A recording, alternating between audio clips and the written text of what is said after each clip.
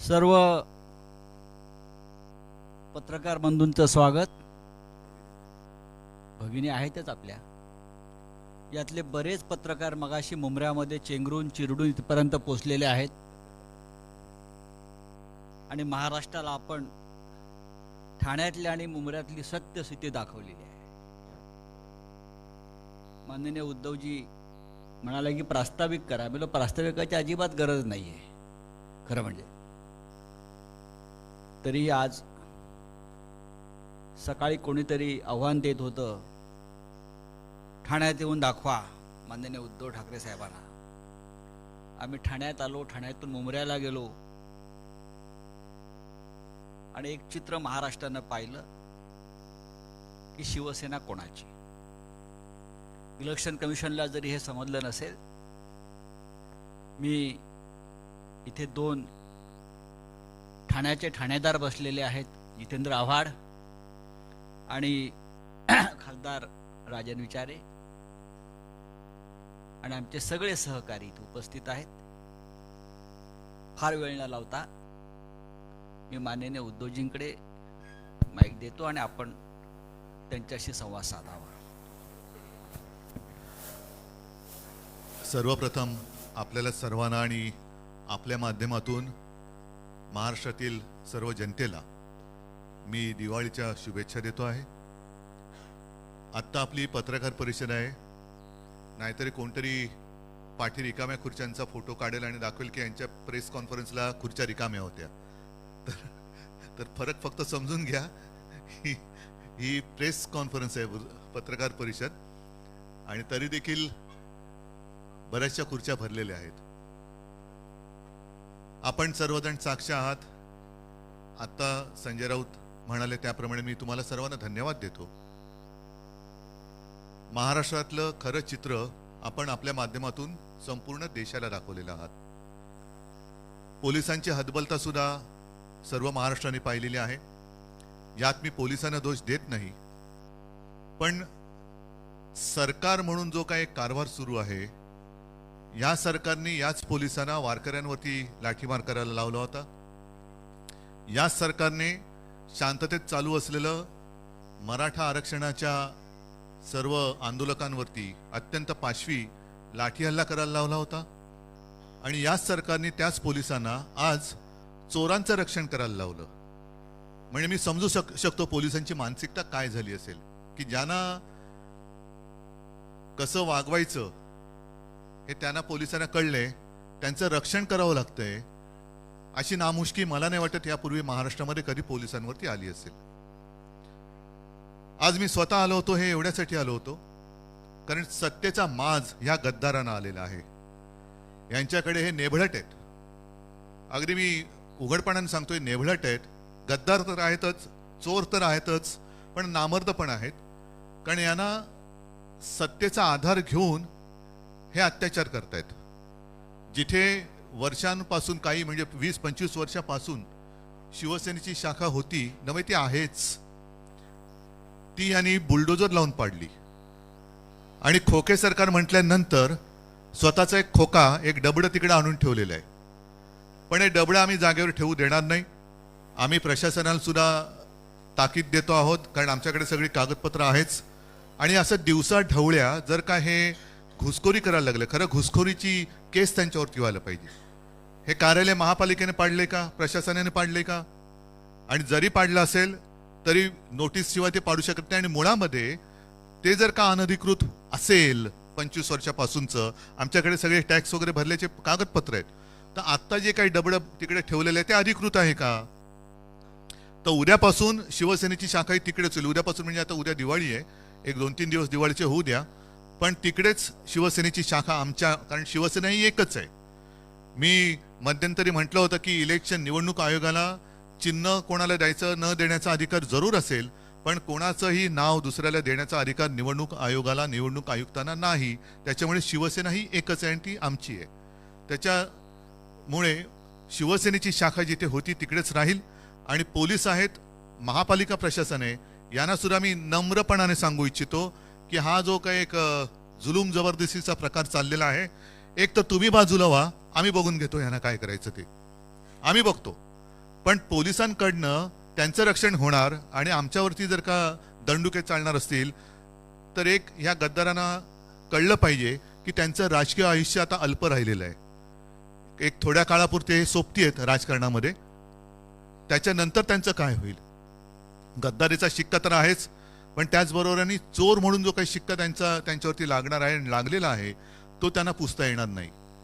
आज आम्ही एक संयम दाखवला, कारण बॅरिकेड्स तोडून आम्ही जाऊ शकलो असतो. ऐन दिवाळीमध्ये कुठेही गुंडागर्दी नको म्हणून एक संयम मी स्वतः बाळगला.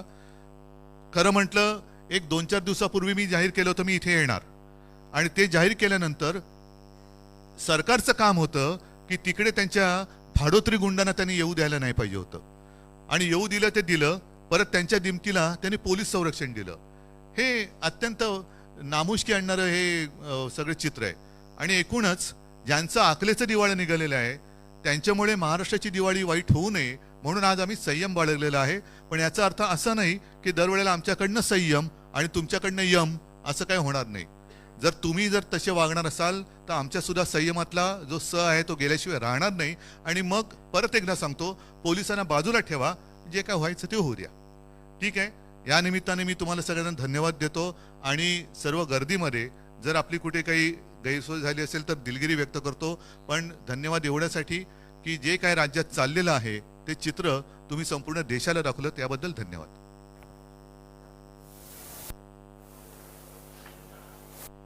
ठीक आहे.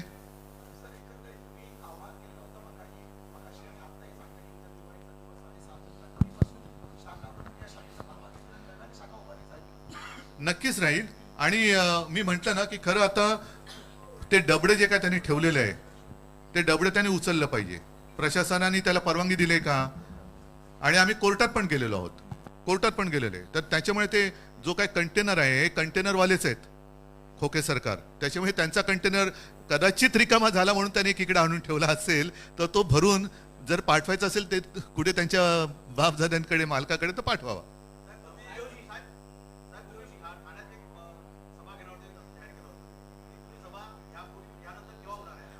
मी सांगतो तुम्हाला.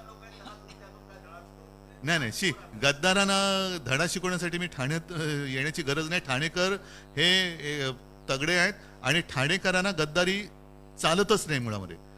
कारण गद्दारांना धडा शिकवा हा आमच्या आनंद दिघेंचाच एक गुरुमंत्र हा ठाणेकरांनी जोपासलाय. त्याच्यामुळे ठाण्यामध्ये गद्दारी चालणारच नाही. मी सभा घेणार आहे ते थोडं एक काही दिवसानंतर याचं, कारण का आता नुकतंच दसरा मेळावा झालेला आहे. त्याच्यानंतर दिवाळी झाल्यानंतर एक महिनाभरामध्ये वगैरे आपण इकडे सभा घेऊ. डिसेंबर किंवा जानेवारी सभा. हो, अर्थात, नक्कीच. आणि महाविकास आघाडीची सभा तर घेऊच, पण मी सर्व महाराष्ट्राला एक महाविकास आघाडीच्या कार्यकर्त्यांना सांगतोय की जिथे जिथे ह्या चोरांची गुंडागर्दी होईल तिकडे सर्वांनी एकजुटीने उभं.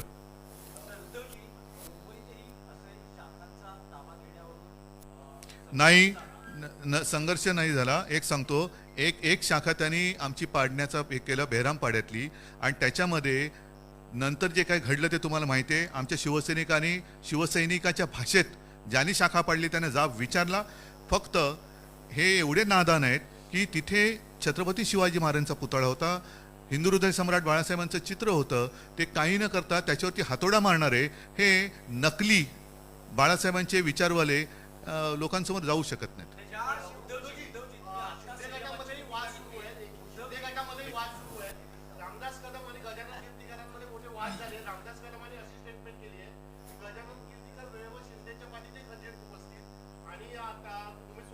गद्दारांच्या वाटा गद्दारांना माहिती, मी काय बोलणार.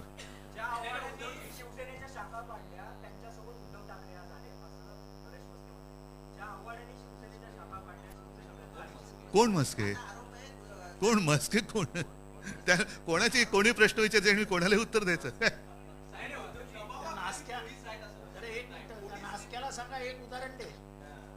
ठीक, जाऊ दे ना, त्याला केवढे उत्तर द्यायचं. हा, होय. नाही, मी खरं प्रामाणिकपणे सांगतो, मी कुठेही पोलिसांचा अनादर व्हावा असं मी वागलेलं नाही आणि वागणार नाही. कारण शेवटी पोलीस हे आपले रक्षक असतात. आणि मी जे म्हटलं ना की ह्याच पोलिसांना त्याने वारकऱ्यांवरती लाठ्या चालवायला लावल्या, याच पोलिसांना जिकडे जरांगे पाटील बसले होते, शांततेत बसले होते, तिथल्या माता भगिनी आणि वृद्धांवरती, लहान मुलांवरती सुद्धा पाशवी लाठी हल्ला त्यांनी करवला. याच्यामध्ये जे चोर किंवा गद्दार बसलेले आहेत, हा त्यांचा गुन्हा आहे, पोलिसांचा नाहीये. आणि पोलिसांना तुम्ही पाहिलं असेल, माझे कदाचित कॅमेरे तुमचे ऑन असतील तर मी त्यांना तेच सांगत होतो की ही हतबलता आहे, पोलीस हतबल आहेत. आणि हतबलता महाराष्ट्र बघतोय, देश बघतोय, आणि ही हतबलता महाराष्ट्राला परवडणार नाही. आज त्यांनी सत्तेच्या माजावरती शाखा पाडली, उद्या कोणाची घरं पाडतील.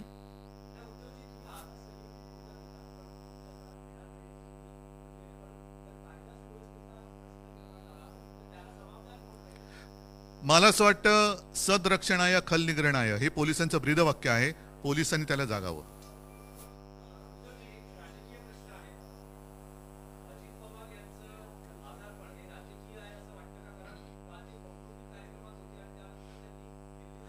माझा आता अजितदारांशी काही संपर्क नाहीये, त्याच्यामुळे त्यांना कसला नेमका ताप आहे, सहकाऱ्यांचा ताप, मनस्ताप, म्हणजे ताप आहे की मनस्ताप आहे हे त्यांना माहिती, मला नाही माहिती. ठीक आहे,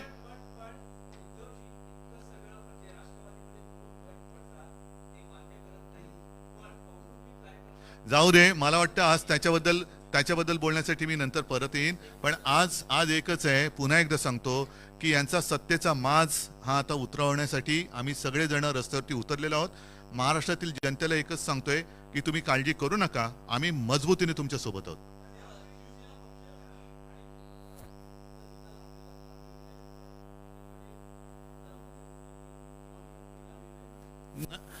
आमदार पात्रतेची जी काही सुनावणी आहे त्याच्याकरता सर्वोच्च न्यायालयाने 31 डिसेंबर पर्यंतची मुदत या लवादाला दिलेली आहे.